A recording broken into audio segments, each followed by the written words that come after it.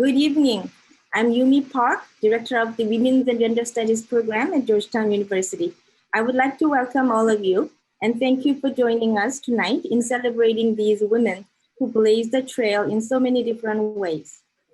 Tonight's event is co-sponsored by the Institute of Politics and Public Service and the Women's and Gender Studies program here at Georgetown University. I especially would like to thank our own inimitable Dana Brazil. This event is Dana's brainchild, and thanks to her vision and hard work, we gathered together tonight.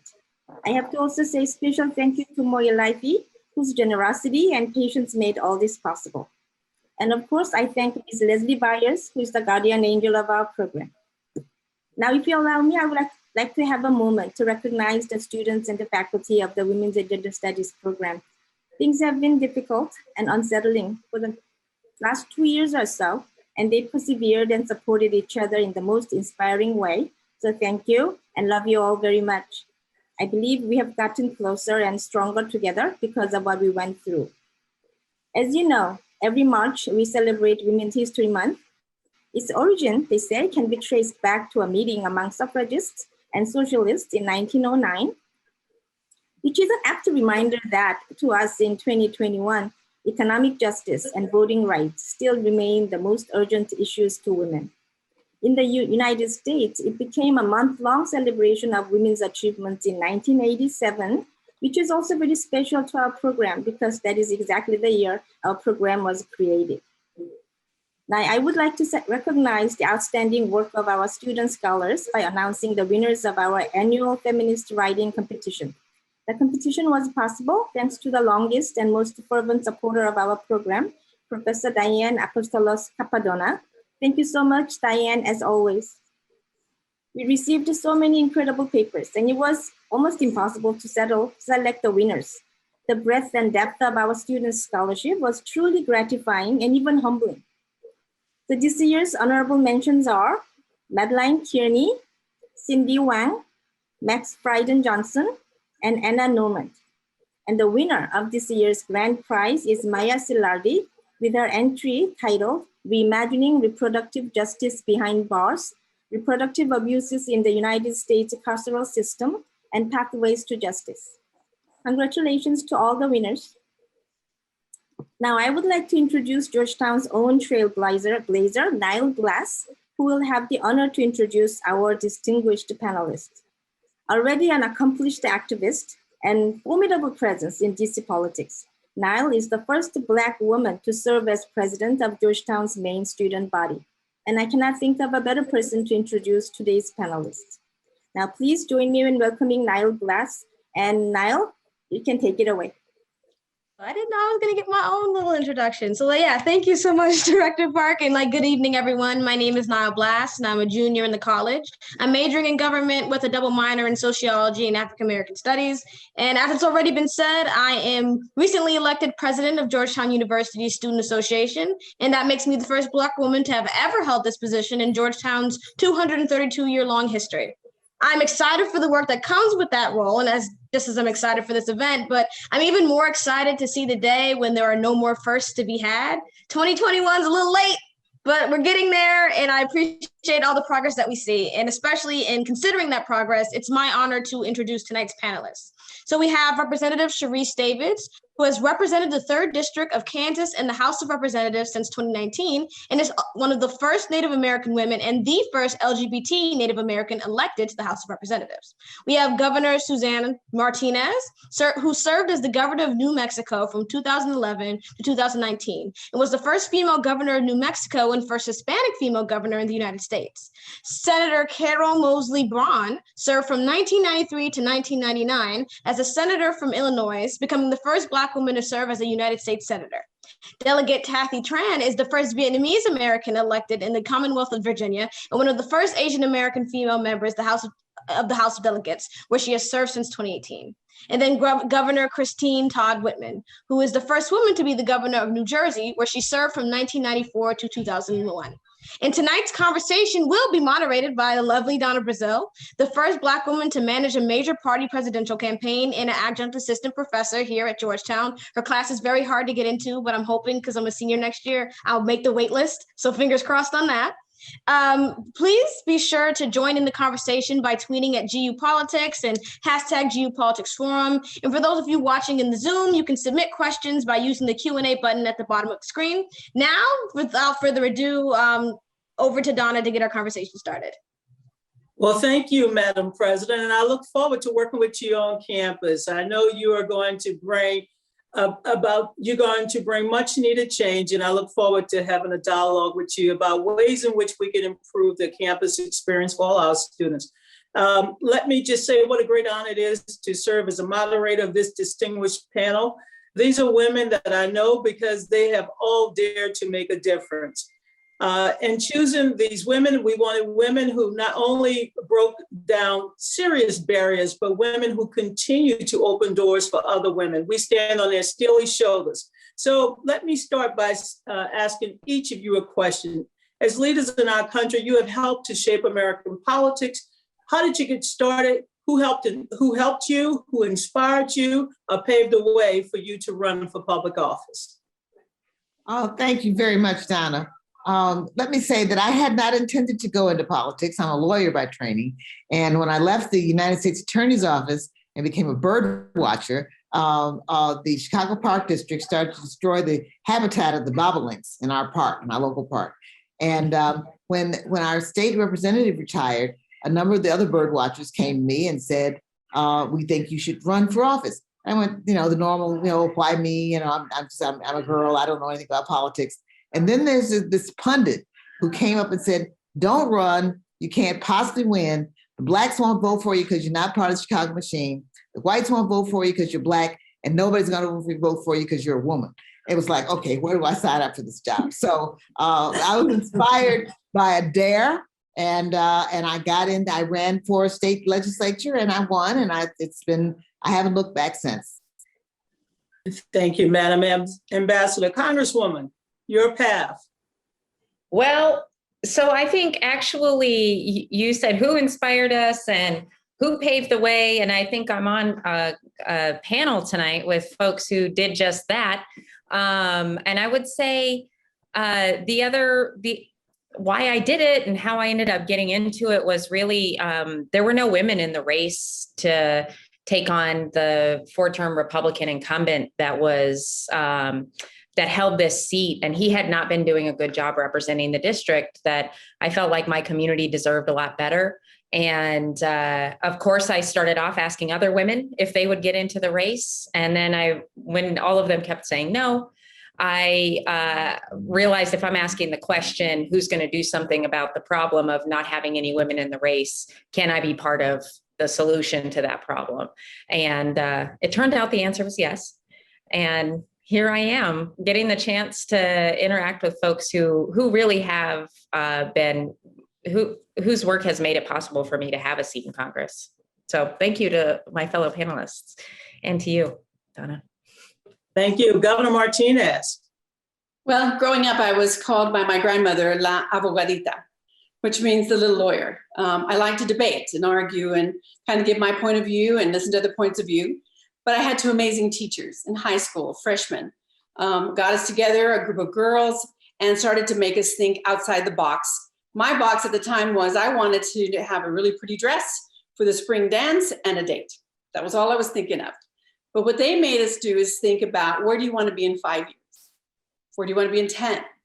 Where do you want to be in 15? Something that no one had ever asked us about. And I enjoyed the politics I was watching on television, especially back then when senators would debate each other on the floor about their ideas. And so hopefully the best would come from that. And I remember saying I wanted to be a mayor.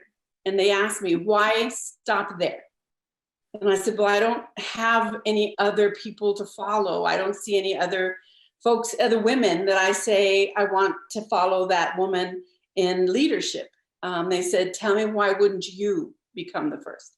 And why not become a governor? Why not break the ceiling all the way to the top? And I said, I've never given it thought. And I, that day, set my sights on running for district attorney. 4 terms, I was elected. I was the first female district attorney in the state of New Mexico. And then I ran for governor and was reelected again and was the first female governor in New Mexico. and the first Hispanic female governor in the United States.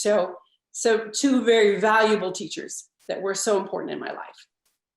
What a great story. Delegate Tran. Thank you. So I never thought I was going to be in politics either. I was a civil servant at the U.S. Department of Labor for 12 years and then went and worked in national immigration advocacy.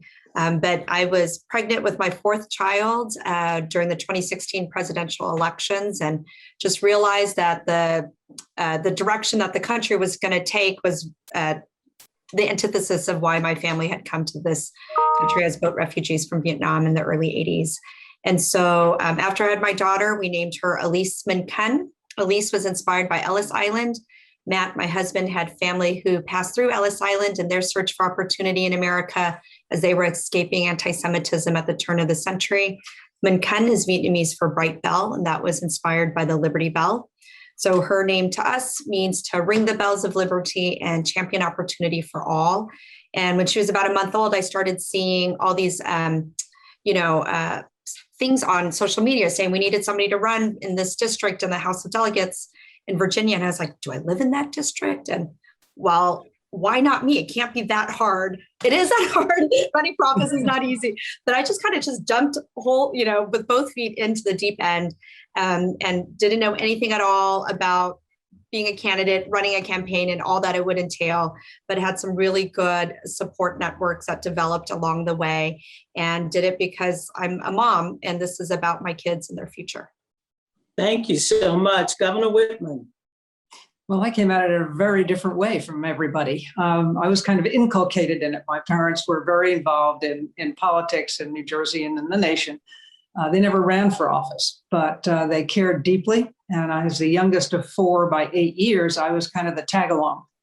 So I went with them to things. I was always at the dining room table when they were talking about what was happening in the community, in the state, in the world. And I got fascinated by policy. That's what I wanted to do. And when I went to college, I majored in international government because I'd done so much domestically by that point with my parents. That, with the arrogance of an 18-year-old, I figured there's no one going to teach me anymore that I needed to know on domestic, but I really didn't know international. And so when I graduated, I had a degree in international politics with a minor in history and hadn't a clue what I was going to do next. I was thinking maybe State Department. I got a call from a friend. I had spent the summer between my junior and senior year in an internship with the last Republican senator from the state of New Jersey. And that was back in 1967. That's how long it's been. And what was important with that was not so much that experience, but the house in which I lived was rented by a woman who worked for an incumbent congressman. And so she called me out of the blue. That congressman had just been appointed to head up the Office of Economic Opportunity, as it was called, under Nixon at the time. And she invited me to come down and help him do the transition. His name was Don Rumsfeld. So I worked for him for a while. And then I just had a lot of opportunities, things that I presented to myself. I met the chairman of the Republican National Committee and I said, I've got a really good idea. I think things we ought to do. And he hired me. So at 21, I was running this national, 22, a national program going all across the country, talking to members of to senior citizens, students, and Black Americans, because right now in 69, as you will remember, there were riots going on college campuses, race riots in our cities, and the seniors were just coming together. But after I married my husband, we moved to England for 2.5 years. When I came back, I was asked if I would run for the County Board of Freeholders, the commissioners now we call them commissioners, they just changed the name. And from there, I was asked to run for the United States Senate. I won the freeholder thing, I did that. Then the governor of the state asked me if I would become president of the Board of Public Utilities. I knew nothing about regulating utilities, except they covered garbage, and I did know about garbage. So I said, well, I can learn. And basically, then I ran for the Senate, lost, but came very, very close. The men did not support me at all. In fact, the Republican Senatorial Campaign Committee had told me they were going to give me $300,000 toward the end of the campaign. I was running against somebody with $12 million in the bank, and I had less than $1 million. And 10 days before, they pulled the money because they said there were other challengers who would do better. turns out I came closer than any of the other challengers. All were men, by the way. And so it put me in a position to be able to run for governor. Again, I had a challenge in the primary, which I'd still maintain if I'd been a man, coming that close to defeating an icon, which Bill Bradley, he was the senator at the time, which he was. I wouldn't have had that challenge, but I did, and things worked out. Thank you. For the students who are in the queue, please submit your question using the Q&A chat box at the end of the page. So please use the Q&A button, and we'll get to your questions in a minute. I want to ask each of you again, when you shattered the glass ceilings or made tiny cracks, what was the impact? And how did you use this achievement to help other women follow through the broken glass? I was the first woman elected governor. What meant more to me was that I was the first person in New Jersey state history to defeat an incumbent governor in a general election since the Constitution had been rewritten in 1947. I wasn't going to change who I was. So the woman part for me, it just was what it was. And it was challenging because there were lots of people who said, we'll never vote for a woman because she's a woman, and the Democrat registration in the state still, even back then, outflanked the Republicans by quite a bit. But the opportunity that it gave me to appoint the best people, I did, and that turned out to be a lot of women. I appointed the first woman female chief of staff, the first female attorney general, the first female head of the state Supreme Court, Chief Justice, women to a lot of other positions, and minorities and women to a lot of other positions that they hadn't had before, positions of prominence, so that people could see this is a career for me. I can do this. There's a place for me because I see people who look like me in these positions. But the important thing, they were all immensely qualified. But I will say that every time there was an opening, the first list I got, almost invariably, until people figured out it wasn't going to work, were all white male. And I'd say, go back. This isn't good enough.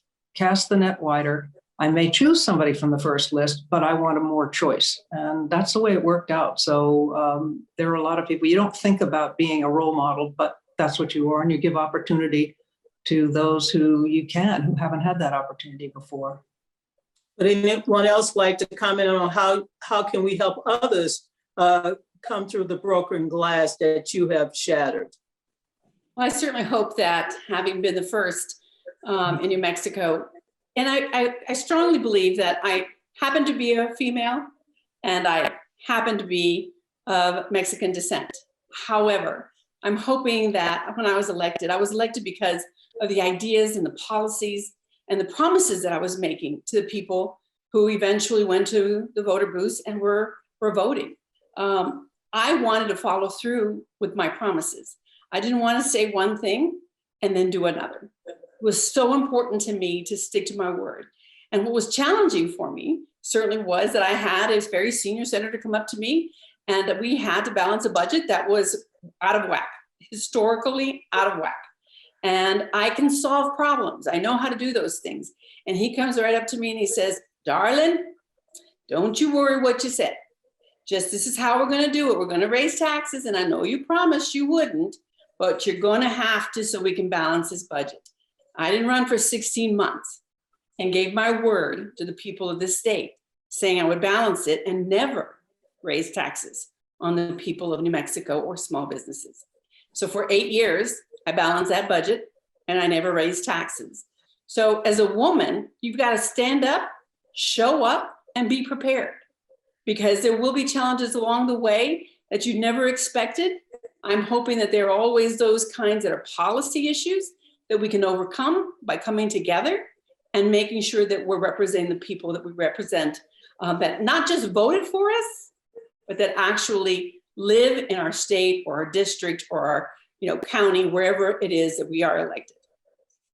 Donna, if I could add something, just because the governor reminded me of a story, and it's along the lines, Governor, of what you faced. I ran on a platform of cutting taxes, and by 30% in 3 years. And after I got elected, I heard all that nattering from the men, and the Republicans controlled the legislature saying, never mind, she promised that, but we know what the real situation is, what's really going to happen.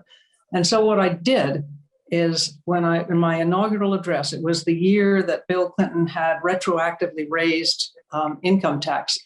I didn't tell the legislature, and they were all sitting behind me, the leadership at my platform when I was sworn in. But in my speech, I suddenly announced that if the president can retroactively raise taxes, I can retroactively cut taxes.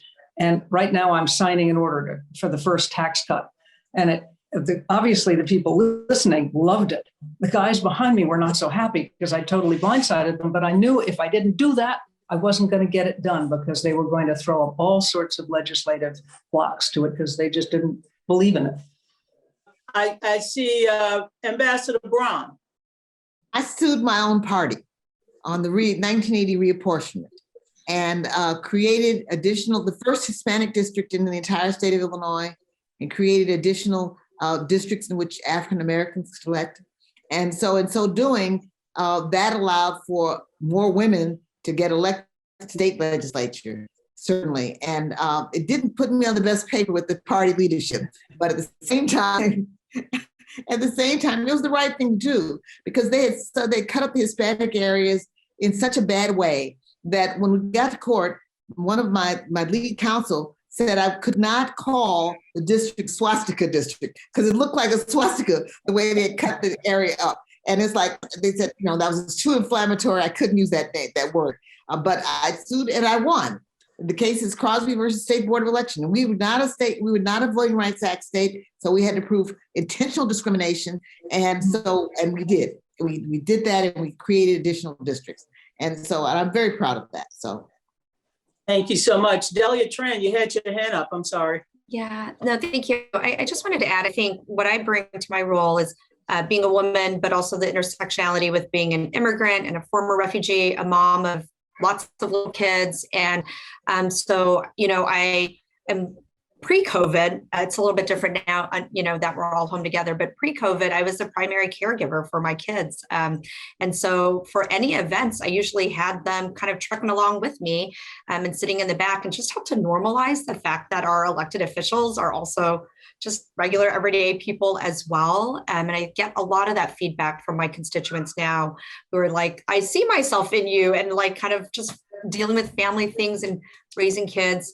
But also, while my legislative agenda is focused on a lot of different areas, one of the things that I've prioritized is helping to lift up immigrant voices and make Virginia more welcoming and inclusive. And I think drawing on both my professional experience in that space as well as my personal lived experience as well. And I think that's been a perspective that I've been able to bring to this job.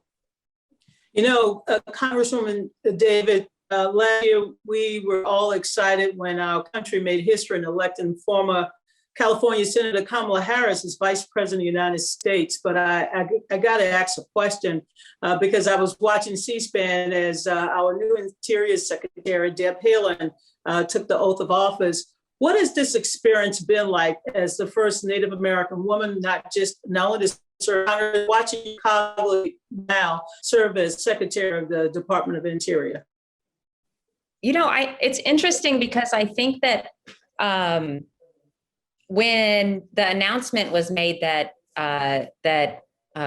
Secretary Haaland was being nominated, I remember. Well, first of all, I called her and asked her if it was true, and she said, "I'm not supposed to say anything till 7." And I was like, "Deb, it's all over the news. It's all over the news." And she said, "Yeah, it's true." And then both of us just started bawling. And I thanked her for doing the work that she's doing, because it's a sacrifice to do so much and be a public servant like that. And then that she is carrying a lot for a lot of people, of course, Indigenous and Native communities, but also a lot of other folks who care about the work that happens over there at Interior. And I remember feeling what I imagine a lot of other Native people felt when Deb and I won, which was this. It was like a collective joy. that was built up over generations. And I think that, seeing the advances, these different steps, I feel like expectations about who runs for office and who gets elected and who gets appointed now have been getting reset time and time again. I feel very fortunate to have been part of that in the 2018 cycle, and to watch it continue to happen over and over. Please extend to Deb Haaland my congratulations. I think it's so important that she's at that office, because the Interior Department is very important to every American, and having a Native American in charge of it who has experience in terms of what's been going on with the First Peoples is just, it's so important. And I'm just so glad she's able to do that. I will absolutely share that. And she's from New Mexico. Yes. Oh, that's right. The land of enchantment. So what advice would you all give to young women thinking of a career in politics or public service? It's an honor to be in public service. I've been in public service before I retired for 32 years. It wasn't about money. I could be a lawyer making a whole lot more money in a firm. I was good at what I did, but in the public arena, I was a prosecutor for 25 years, and I was a voice for little ones, children that were as young as 17 days who had been killed by their children, by a parent, all the way to their 18th birthday when they had been abused for many, many years. And to be a voice in the courtroom and to bring justice was an amazing honor for me. And of course, becoming governor, I felt that I had ideas and solutions to bring people together. We're so divisive now in the country. We see this a lot. And I'm very good at being able to bring people together, to bring the ideas together, and let's take the best out of all of it. We're not going to get everything we want. We know that, and we go that in knowing that, but we're going to come out with the best possible solutions for those we serve. I gave up having a career that made a lot of money because it was a daily job that didn't feel like one at all. It was amazing to work every waking hour in the two jobs that I had for 32 years. That's amazing. Governor Whitman. I was just going to say, for young women who are considering it, do it. Understand how important it is to have the diversity of life experience and the way we approach problems and problem solving at the decision-making table. We need the voice of women. We need the voice of minorities. We need the voice of people from different backgrounds, because the problems we face today are so complex that there's no one group that has all the right answers. And just because you may not know everything about a position, don't worry, you'll learn on the job. Know why you want to do it. I mean, you've got to have a reason to do it. You don't just run for office for a title. Believe me, as the governor said, it's a 24/7 job. Yes. No matter what your position is, you are going to be in demand. People know where you are. It's not always going to be pleasant. You do it because you want to accomplish something, and you've got to know what that is in order to encourage others to follow you. But go for it, because it's important to have your voice at the decision-making table. Absolutely. Anyone else? I was just going to add, as the governor said, don't wait for anybody to ask you, because you might not get asked, right? I wasn't asked to run. Many of us on this call weren't asked to run. And so if you're just even thinking about it a little bit, the answer is yes. And there will be lots of people who will be ready to embrace you and hold you up and give you the support that you need to succeed. But I think it's extremely gratifying to be able to make a huge difference in people's lives, through the policy work, the coalition building work, and such. I'm going to put myself on mute. Multitasking. Absolutely. We have our first questioner. Susanna, why don't you introduce yourself? Tell us where you're from and your graduation year. Thank you all so much for joining us. My name is Susanna Blunt. I'm a senior in the college, originally from Jackson, Mississippi, and I'm majoring in government and minoring in Spanish. And my question is, how do you think your life experiences affected the policy areas or issues that you chose to focus on once in office? So I think, one of the things that I think is so interesting about having a life experience it's not necessarily the traditional path, but I do feel like I have an experience that's not that uncommon. It's not uncommon to be raised by a single parent. It's not uncommon to, it took me 4 years to get an associate's degree and 4 years to get a bachelor's degree. I was working the whole time. These are not uncommon experiences, but unfortunately, it's uncommon in the unfortunately it's uncommon to see that in Congress and in other decision-making positions. And because of that, I think that the way that my lived experience impacts policy is less around what are the specific policies. There are a couple, tribal issues, mental and behavioral services access, healthcare access, these kinds of things. But a lot of it is in the approach of wanting to make sure that I'm listening to as many people as possible, and that I'm not inadvertently silencing folks when they're trying to express the way that policy impacts them. And then looking around and saying, who's not in the room? Who haven't we talked to yet? Because I think a lot of times what ends up happening is, unfortunately, we've had kind of a default set of experiences creating policy for a really long time. And now we have this opportunity with so many new voices and diverse lived experiences in these decision-making positions that we can look around and say, have we talked to women or people of color or Black women or Native folks? And if we haven't, then it's our job in these positions to make sure that we do. All right. Thank you so much for that great question, Susanna. Morgan, introduce yourself and tell us where you're from and where you are in the college. My name is Morgan, and I'm in Denver, Colorado, and I was recently admitted to the McCourt School of Public Policy, so I haven't started yet. We were invited to the conversation. And Representative Davids, I have a question for you. You recently supported the reauthorization of the Violence Against Women's Act, and I just wanted to hear your perspective about what you think can and should be done to support tribal jurisdiction issues. There's a lot of them, but just working at the federal level, I feel like you have a very unique perspective. Yeah.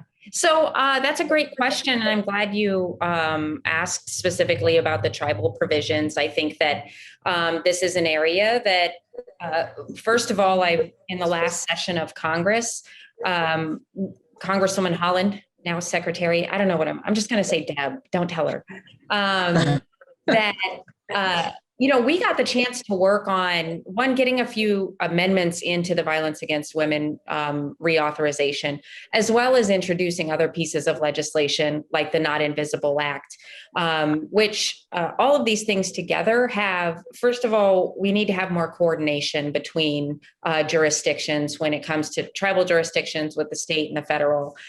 Some of that is just information sharing, and some of it is actually making sure that people who come onto a reservation that we see justice and a prosecution for non-tribal offenders. And then some of it is just making sure that people have the resources they need when something has gone, when there's been a violation of somebody's safety and rights and crimes have been committed. Because I think that making sure that we've got services and support for folks when they've experienced that kind of trauma is really, really important. And those are some of the provisions that we've been working on getting not included previously, and then through other legislation as well. Thank you. The Violence Against Women Act passed last Wednesday, and I believe it's heading to the Senate, the renewal of the Violence Against Women Act. Aaliyah. Hi, thank you so much for having me. My name is Alia Abdelkader. I'm an incoming Master's of Public Policy student at the McCourt School, so I'll also start this fall. I wanted to share a quick anecdote before my question. I wanted to let Governor Whitman know that my mother is a huge fan of yours, and she spoke about you in her citizenship interview back in 1999 after immigrating from Egypt, when she was asked about a politician whom she admired. She really valued your healthcare policies because I, at the time, was an infant and I had a lot of health problems.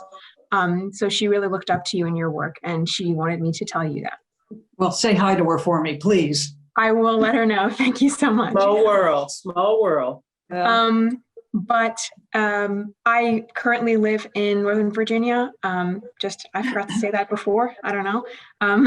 Anyways, my question is, I was wondering if any of you would care to speak on a time when you felt you experienced undue scrutiny in your career as a result of your gender, and how you believe that we as a society can combat that undue scrutiny or unfair scrutiny while still continuing to hold our politicians accountable. It's a great question. Senator, go ahead.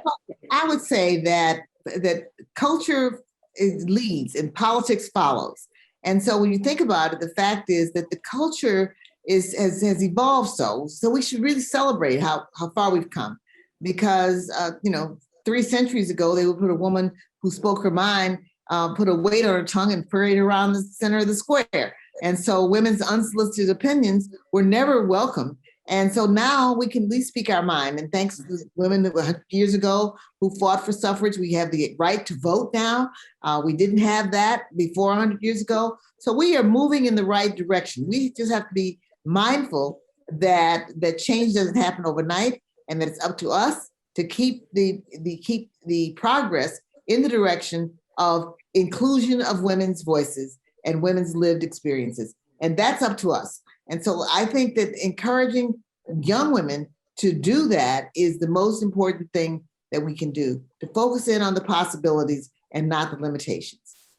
Governor? I just wanted to add to that a little bit, saying, what you have to do is figure out I think we've all felt that kind of discrimination to one level or another.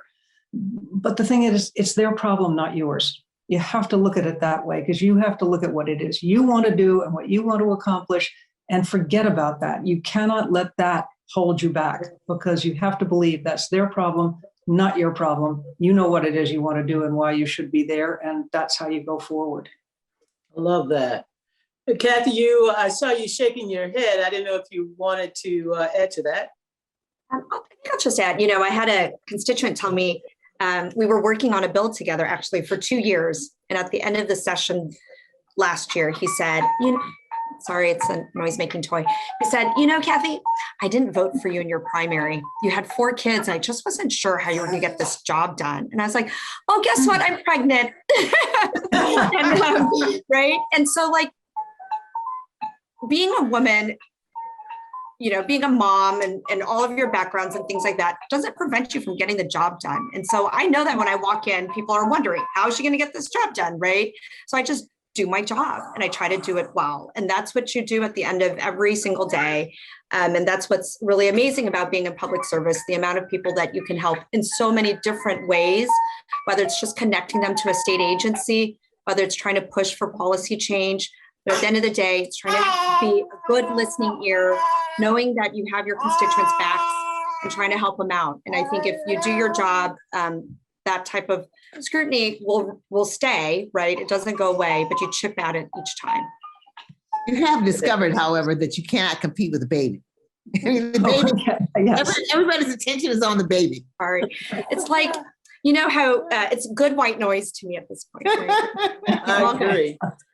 Totally agree. Well, thank you so much. Madeline, hello there. Hi there. Thank you so much for having me, and thank you all for coming to speak to us tonight. My name is Madeline, and I'm actually from New Mexico. So hello, former Governor Martinez. It's really awesome to see you here.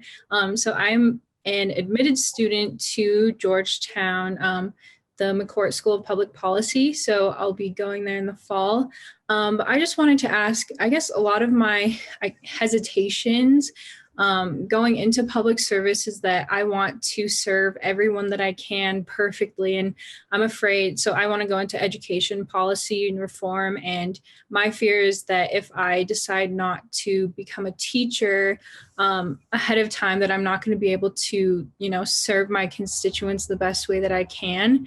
And I was just wondering if you had any advice on that, I guess that difficult internal battle that I have, at least.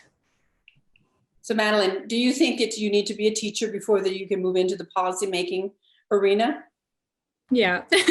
Well, I had that very issue here in New Mexico. I had appointed a cabinet secretary who had worked with many national organizations and with also a former president, and fabulous, wonderful woman, well qualified. And the big issue was that she had not been a teacher. Well, you know, I'm a lawyer, and that doesn't mean that I have necessarily all lawyers practice inside of a courtroom. I have thousands of hours of experience practicing inside of a courtroom, but that doesn't take away from me that I have studied, that I have taken the bar, that I am licensed, and that I can do law in a very specific area. And so we need to be able to say, we're going to bring with us those teachers and those ideas with us, even though my education is in policymaking, because I also need to have the input of those whose boots are on the ground or in the classroom, who are experiencing the challenges and of course, all that comes with the positiveness of teaching, being a teacher. So you build a team around you that includes all those pieces, and you can lead beautifully, Madeline. You really can. You don't have to pick or choose or go in a particular order, as long as you show up and you're prepared. That's great advice. Governor Whitman, I saw your hand. Yeah, the one thing a piece of advice is, you know, you're never going to satisfy everybody. You cannot let that be the final determinant. What you do is you bring, as the governor said, you bring people around you who understand whatever the individual issue is with which you're dealing at the time. You take the best advice and you do what you think is in the best interest of the greatest number of people, knowing there are always going to be some who are not going to like that decision or who are not going to be helped by it. And you just have to understand that and do what you can to help them. But don't try to be perfect, because there's nobody who's perfect and there's no perfect solution or answer to every question. Great answer. Wonderful. Thanks so much, Madeline. Stephanie, thanks for joining us. Thank you so much, everybody, for coming. I was really excited when I saw this panel announced. My name is Stephanie Zosmer. I'm a graduate student at Georgetown in the McDonough School of Business, although I actually work in the intelligence community, which is a very male-dominated environment. So my question for the panel is, how can we make space for other women, and particularly minority women, in male-dominated spaces where we don't necessarily have administrative power? Good question. Who wants to tackle that question? Well, I'll just go in very quickly. I was first elected as district attorney, but before then I was an assistant for 7 years. I had to prove myself. 98% of all law enforcement that I worked with were men. And so here comes a female taking a role, big roles within my office very quickly, because I learned every single day. I had to learn something new. I had to be able to exercise it in the courtroom. I had to make sure that I was bringing justice to whomever was involved in the system itself. And so I had to prove myself. And did that mean sometimes I was working harder than I had to? Yeah. Then the man next to me? Sure. But I was willing to do it because I was going to prove myself. And slowly I moved up in the administrative levels, still stayed in the courtroom because I had to stay connected with what I was doing. Then I ran for district attorney and I got elected. I still had to continue to prove myself to that 98% of men that I could do it, bring them along, show them the changes in the laws, say that we can do this if we're all informed appropriately. So when we do go to court, we're doing the right thing. And so it can be done. And sometimes, yeah, it doesn't feel right. It feels like, why am I working twice as hard? Why am I having to prove myself? Well, you know what? At the end of the day, I'm better for it. And so I wish I didn't have to. But when I was doing this back in the day, I had to. And I was very successful in my career as a prosecutor, and then took those skills and brought them over to being governor, to learning how to negotiate and how to work together with the other side of the aisle, how to make sure that we're compromising and coming up with the best solutions. Those skills can follow you in a variety of careers. You just have to be willing sometimes to give it a little bit more to prove yourself, even though we don't like having to have to do that. Thank you. Carol, I saw you. Were you trying to chime in? No, that's no, right. I associate myself with what the governor just said, but in addition to that, you just have to show up and do your job. That's number one, and it will make space for others, whether you think so or not. When I first showed up to the Senate, one of the guards at the door didn't want to let me in until the guy on the other side of the door said to him, "Oh no, that's the new senator from Illinois." And so I came on through and walked onto the Senate floor. And now I'm proud to say Kamala Harris is now the vice president. So we just make space for others as we go and show up and do our job. And the governor's exactly right. It may mean you have to work twice as hard to be considered half as good. And you may be under a microscope and battered and beat up and whatever, but it's worth it because you really are serving the public interest, and you are helping people, and you're helping people other than yourself. And that, I think, is the noblest thing that anybody can do. Congresswoman. Yeah. Oh, thank you. Well, Stephanie, one of the things I would say in addition is I wouldn't underestimate the benefit and power in finding some allies in those different spaces. And you can do that through asking lots of questions, bringing things up, whether it's in meetings or in one-on-one conversations. And asking some of, I'm one of the first 2 Native American women elected to Congress, but it wasn't just Native Americans who voted for me and came out and knocked on doors. It was lots of people. And it wasn't just women who came out and knocked on doors. It was lots of people. And I think making sure that, leveraging the conversations that you have with other folks can often help you find people who are willing to be the other person in the meeting who will ask the question. How come there's, how many applicants did we look at? We heard a little bit about that earlier too, but I wouldn't underestimate the power of finding some allies in that space. Thank you. Thank you so much for that great question. Angela?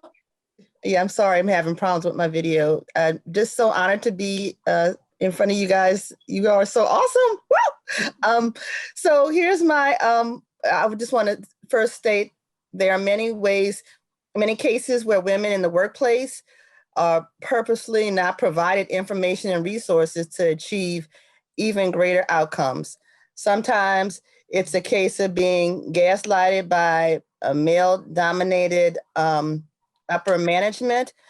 Sometimes it might be the complicity of biased or prejudiced attitudes by others, especially women in higher positions, or obvious prejudices sown because of race, beliefs, gender, ethnicity, etc. Question is, what suggestions do you have for women in the workplace who are not provided the resources to succeed, or women who are in atmospheres where many microaggressions shape the views to exclude positive outcomes for those that you're just trying to help? And the part 2 of that is, what tactics do you use to maneuver around such negative people who act as roadblocks to the success of you and or your endeavors and projects? Thank you so much. Thank you, really. Right. Thank you. Kathy, you want to go first? Yeah, I can jump in. First of all, you need to know who your people are, right? You need to have your people outside of work or outside of the space that you're trying to achieve that change in, who will be able to just affirm you for being an amazing person that you are. And that affirmation is not just coming from those interactions. And you just need that in any type of job or industry that we work in, right? So I hope that you have that community. And then the second piece I would say is, and I think that both governors spoke about this, is sometimes we just have to do that extra homework. So I'll give you an example. This year I was negotiating a bill. I was just thinking about all my identifying characteristics about this bill. I was negotiating a bill with some of our top lobbyists in Richmond and some key business stakeholders. I came out of the House. When I headed into the Senate, the chairman was like, what is the business community saying? So I knew kind of where the leverage was. And I did my homework and I had a call with them, and it was, I'm sorry, I knew who had the leverage. But when I had my call with them, it was like, they were like, well, I don't think you mean that you're concerned about this particular issue because it's really not a problem, yada, yada, about, this is how data is set up, this is how you can share it, it's all good. And I was like, no, let me tell you about this research I found from, England. And it was mathematical research that wasn't even written with numbers. And I read the whole report and this is what it said, right? And they stopped, right? Because I did my work. Okay, 1 second, baby, here you go. And I did my work. And I think that when you're able to do that, you can show people that you're somebody who's willing to put in the time, and they can't kind of try to cut corners and get around you and try to pull the wool over your eyes or whatnot. And I think it unfortunately does require some of that extra time to get that, to get in like that. But I think it also hopefully earns a certain level of respect from those quarters that they won't try to do it again. Great. Governor Whitman. I was just going to add, first of all, I agree completely. I think you will always find there are friends to be found, people who know about an issue and will help you get around the roadblocks. But one of my first assignments when I was a county commissioner, the men, it was all men on the board. Most of the positions I've had have been with all men. They were all men on the board, and they were trying to site a courthouse, build a courthouse. And they hired architects, but it was going to be problematic to find a site. It was going to be a pain in the neck. So they gave it to me as the new person on the block, new kid on the block. And I went through the whole process of siting, and we got that done by being very open, bringing the public in as to how we were looking at sites, why I picked a certain place. But the key thing was that my first meeting with the building trades representatives, I walked into the room and you could see these guys all look at me and say, what is this 20-something woman going to tell us? Maybe I was 30, 30-something woman going to tell us about building. And I looked them right in the eye and said, look, I know nothing about construction, but I do know what this courthouse needs. I know what we have to have. I know what this courthouse needs, but you're the guys who know construction. And oh, by the way, I signed the checks, which I didn't really, but I did have to sign off on that. And by showing them that respect and saying, you know how to build, I know what we need, we were able to work together and brought that courthouse in on time and under budget, which really surprised the gentleman who had given me the job. I think they were expecting a different outcome. I don't know whether they were hoping for it or not, but they certainly were expecting a different outcome. But again, it was showing, when you get into any situation, find the people who know more about it than you do. There will always be somebody there who knows more about it than you do, and listen to them. Say, what are the biggest issues? What are the biggest challenges here? What do I need to know? And it'll A, educate you, and B, also show them respect, which means that they're going to be much more amenable to helping you out. So thank you so much. As the moderator, I get the final question, and that is, how can we accelerate the pace of change? I am one of those lucky ones to have been able to work as an intern on Capitol Hill and then later chief of staff, staff committee director. I was there when there were less than 20 women. Today, there are over 140 women. Of course, we don't have enough governors. We got our first female vice president of the United States. Less than 30% of state legislators are women. So my final question is, how do we accelerate the pace of change? And what steps do you think we can take in the immediate future to ensure more women are in the pipeline to run for office or raise their hand to serve in government or other areas of life? And I'll go in the reverse order. So I'm going to start with you, Governor Whitman, and we'll go in the reverse order this time. Well, we have to keep pushing.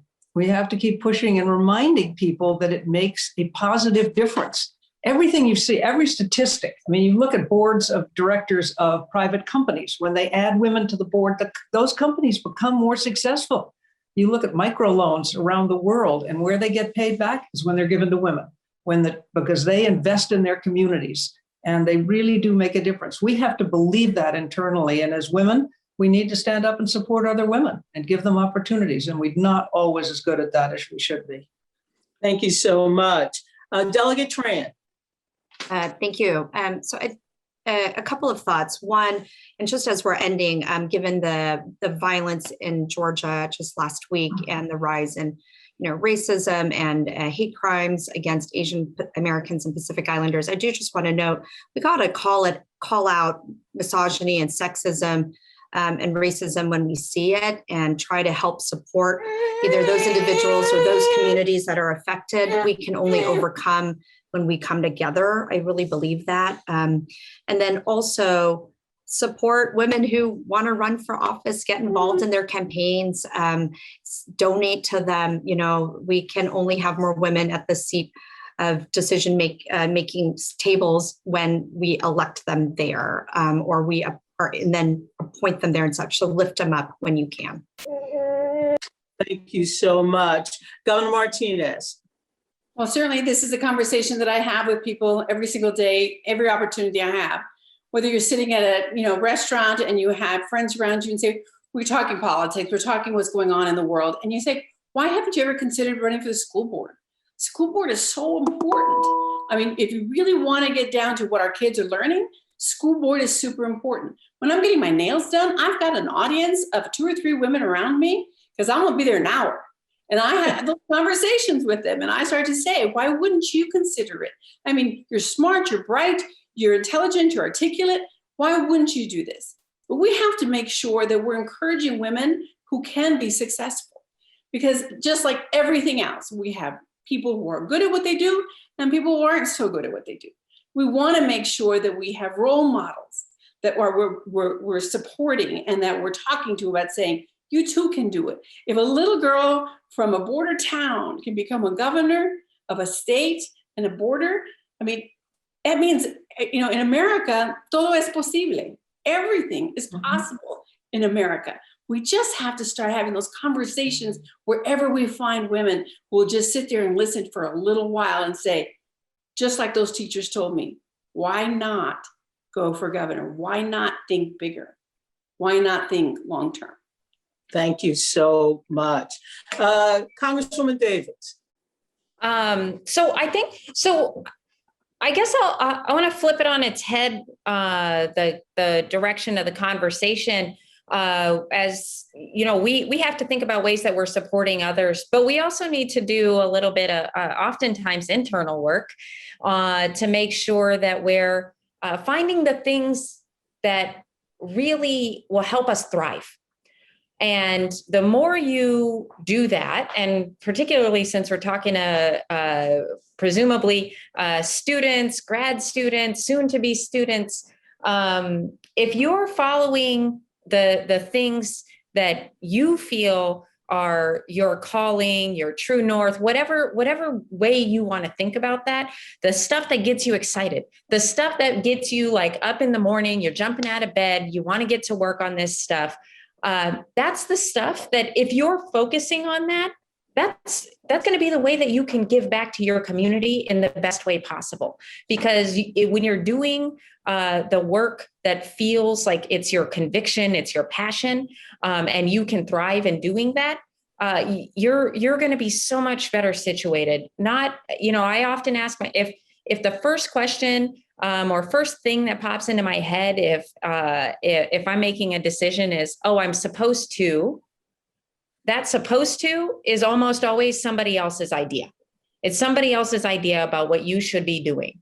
And I think that like asking yourself what you can do to thrive and be the healthiest person you can is going to help our entire society, whether that's running for office or doing some other kind of work.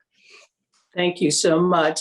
Finally, my good friend, my leader, Senator Braun, Ambassador Braun. Well, I would just say that if you believe in what you're doing, and this is going to reiterate what's been said before, but as they say, everything's been said, but not everybody said it. So I'll try to be succinct in saying this.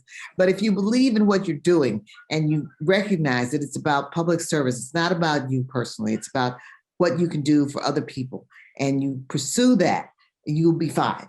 And I think and women need to support other women too, which is another whole set of issues. It's not just getting allies. It's not just getting the men to straighten up and fly right, but it's also getting our allies and getting other women to support what it is we're doing and to support enlarging the pool. I think that women bring so much to the table. And the more that we convince, again, back to culture, the more that we convince this general society that we have something to add, we have something to give, we can make things better, the more that the atmosphere will change, the more attitudes will change in the direction of opening up to women's voices. And I think that's all of our mission. Thank you so much. I want to thank all of our panelists for this very important conversation and discussion during Women's History Month. I also want to thank the Institute of Politics at Georgetown University, the Women and Gender Studies Department, Jeff and Kyle and Carly for all of your amazing work. And I know on behalf of Moality, my friend and my colleague, we're so grateful. I just want to leave you all with the advice that I give to my students. And I tell them every semester, why you? Because there's no one better. Why now? Because tomorrow is not soon enough. So let's go out there and create the change that we wish to see. Again, thank you to my distinguished panelists. Thank you for all of the trailblazing work you have done. And I know I'll get a chance to see all of you in the near future. God bless you all. And remember, when it's your turn to get vaccinated, please get vaccinated. God bless you all. Thank you.